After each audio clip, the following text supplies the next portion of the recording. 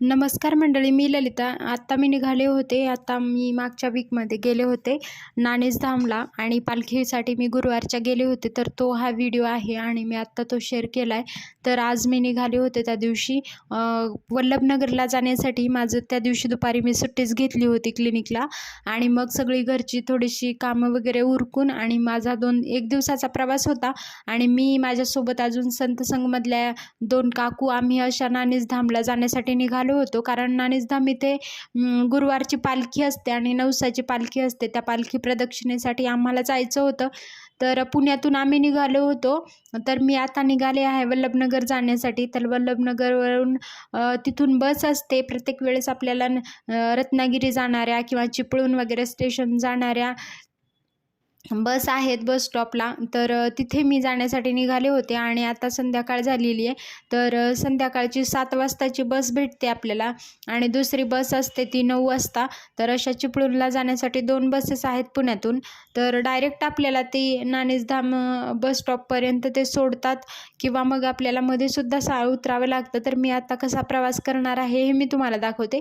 तर मी आता निघाले वल्लभनगरला आणि मी आली आता पिंपरीकडे निघाले होते मी जाण्यासाठी. तर चला तर माझ्यासोबत आणि पूर्ण व्हिडिओ कसा राहील आणि उद्याचं पालखी प्रदक्षिणा वगैरे कशा प्रकारे असेल हे मी तुम्हाला नक्की व्हिडिओ दाखवते. माझ्या चॅनलवरती याचा पूर्ण व्हिडिओसुद्धा मी अपलोड करेल. तर व्हिडिओ नक्की माझ्या चॅनलवरती जाऊन बघा. आणि मग मी आत्ता आले होते शगुन चौकामध्ये. हे जे मार्केट आहे तुम्हाला दिसतंय की इथे गर्दीसुद्धा खूप होती आणि मग शगुन चौकामध्ये मी आले होते. हे आता सध्या खूप गर्दीसुद्धा आहे लोकांची आणि आता सण वगैरे गणपती वगैरे येत आहेत, त्यामुळे डेकोरेशनचे साहित्य आणि असे आपल्याला शॉप खूप सारे बघायला मिळतात आहे. आणि इकडे गर्दीसुद्धा आहे. संध्याकाळ झालेली आहे. म्हटलं पटकन बसचं टायमिंग वगैरे होत आहे म्हणून मी निघाले. बस पकडायची आहे मला म्हणून निघाले. रिक्षा वगैरे घेतली आणि म्हटलं आपण तिथून जाऊयात.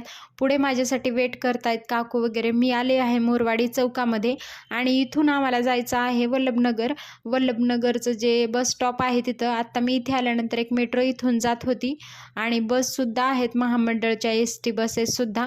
माझा इथे काकू वेट करत होत्या आणि मग मी रस्ता क्रॉस करून इकडे आले होते. माझ्यासोबत काकू वगैरे होत्या आणि आम्ही दुसऱ्या एक ताई दुसऱ्या काकू आमच्यासोबत येणार होत्या त्यांचा वेट करत होतो. मग त्या आल्यानंतर आम्ही निघालो वल्लभनगरला जाण्यासाठी.